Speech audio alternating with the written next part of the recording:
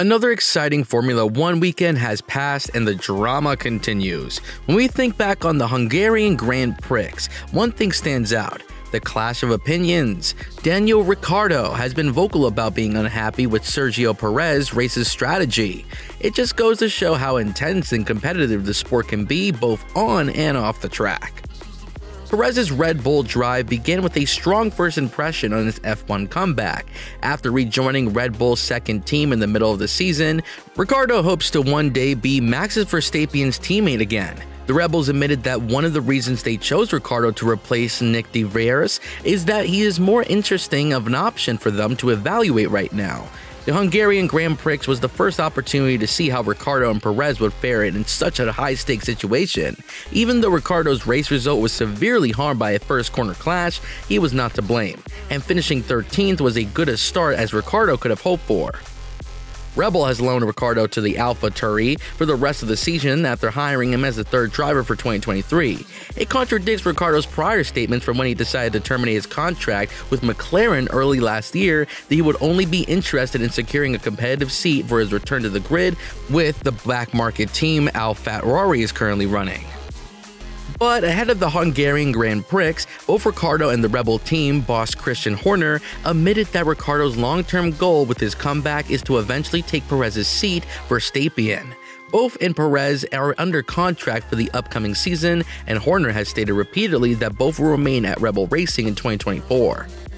So for the time being, Ricciardo's ambition is being discussed in terms of succeeding Perez in 2025. That is when Perez's contract expires, and we understand that Ricciardo has nothing firm in place beyond this year, though Red Bull does have an option for him for at least next season and probably 2025 as well. While Perez is under contract for the next year, Red Bull has never shown mercy to a driver it believes no longer serves the right purpose. After all, Ricciardo is back in F1 right now. If this occurs, Perez will be removed from office early. It all depends on how he performs and whether Ricciardo can convince him that he's moved past his McLaren nadir. Another exciting admission relating to Ricciardo's comeback is that one of his specific reasons he's in the alphatauri seat is that Red Bull wants to establish how good of an option he is long-term. Horner made it clear that properly evaluating Ricciardo was a key factor in the Rebels' decision to give him de Vries' seat over someone like Junior's driver and Super Formula title contender Liam Lawson. Even though Lawson would be a better fit for what is still essentially a Rebel training ground, Horner said evaluating Ricciardo was the most exciting option from a Rebel racing standpoint. The most likely outcome would be Ricciardo earning a full-time alphatauri seat in 2024, but it's still notable that Rebel felt complied to evaluate him properly before then. Perez now has a target on his back as a result of all of this. He's already stressed, so he's not paying attention to the rumors. He emphasized that he's under contract and that has the Rebel support. Much of this messaging was repeated in Hungary. Perez was mostly relaxed and complimentary of Ricciardo, but he dismissed the notion that he's under more pressure now that Ricciardo's back on the grid. Unfortunately for Perez, some of his own on-track actions did not immediately reinforce his fighting talk off of it. While Ricciardo had a strong first weekend back in F1, Perez had to recover from another unfortunate incident. Arriving in Hungary looking to end off a run of 5 consecutive races in which he failed to make Q3 in qualifying, he dropped a wheel onto the grass during his first flying lap in practice. Perez's saving grace was the red flag he raised, which prevented anyone from competing even a minor amount of useful dry running as conditions changed, allowing him to return to the track on FP2 on a more of a less playing field. And he appeared to be taking advantage of Saturday's reprieve. Perez appeared to be just as fast as Verstappen. He easily broke his recent Q3 curse, but he was about to suffer another setback. Perez blamed a cautious start to his final one in Q3 on misjudged tire preparation, which resulted him in qualifying 9th on the grid despite clearly having the pace to be 4th. Just a couple seconds behind Verstappen would be suffice. There was more pace in him than just the car, which is more encouraging than some of his recent qualifying failures. But after all, that just means a familiar story. Perez is attempting to recover from a setback before taking on a damage limitation job in the Grand Prix. He did a good job of limiting the damage, putting an aggressive, hard-charging performance to the battle his way through to 3rd place and driver of the day. Perez made a statement drive, according to team boss Horner, but now needs to be the start of something Perez stated that he intends to finish on the podium at every race from now on. And he has one more weekend before the summer break to show that he can build on his recent success. And being ruthless, which is the rebel way, he is not in that seat to put in charging recovery drives and salvage podium finishes. Perez finished third in the cold light of the day when Verstappen won by more than half a minute, leaving points on the table and costing Red Bull what should have been an easy win.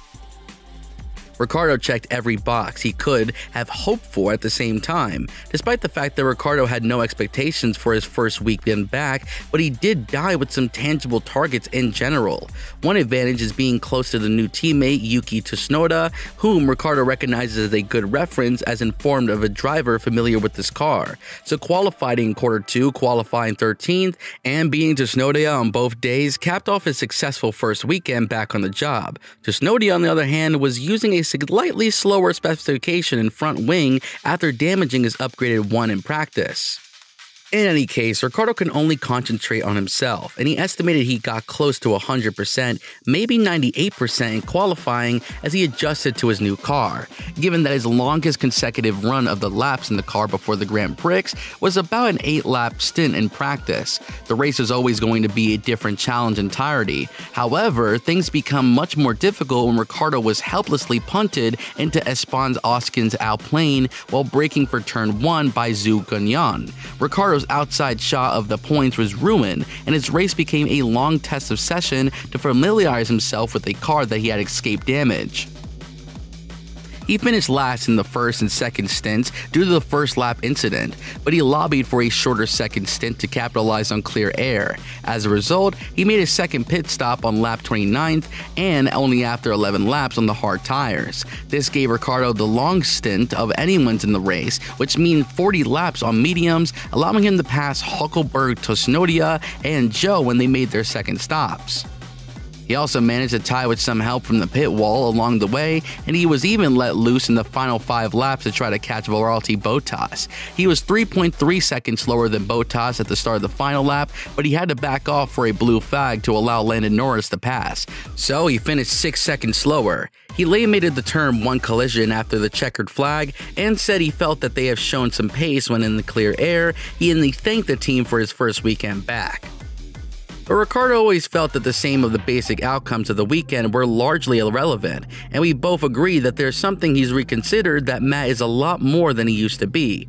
Ricciardo will need a lot much more than having a strong alphatauri debut if he is to win his dream Rebel Racing return at Perez's expense sooner than later. Ricciardo's driving style has been contorted beyond recognition by the end of the damaging 2-year stint, struggling to adjust to the curiosities of the McLaren's cars, and he was a shadow of the fearsome, instinctive driver who had been such a force with Red Bull and even Renault. When it became clear that he'd be returning in a car with a noticeable weakness on the corner entry, it raised the prospect of Ricciardo being confronted with the same limitation that exposed him at McLaren. It will take some time to see if that happens. The AlphaTauri's flaws were less visible in Hungary because the tire compounds and setup requirements meant good tire grip and higher downforce for all teams. However, there is something very different about Ricciardo compared to the one who struggles so much at McLaren. Ricciardo had clearly come to regret his efforts to tailor his driving to what teammate Lando Norris was doing to get the most out of the McLaren. Ricciardo believes that he would have been better suited to be driving more naturally in retrospect, and it might not have been exactly what McLaren needed, but it would have been a better outcome than the counterintuitive mess Ricciardo ended up in. Ricciardo said he will return on his teams, drive the car his way, and it will be a natural process for better or worse, and so far, it's for the better. Let's keep our eyes on the track and see how the driver's skills and strategies unfold in the upcoming events. Until then, let the excitement continue as Formula 1 continues to thrill fans all around the world.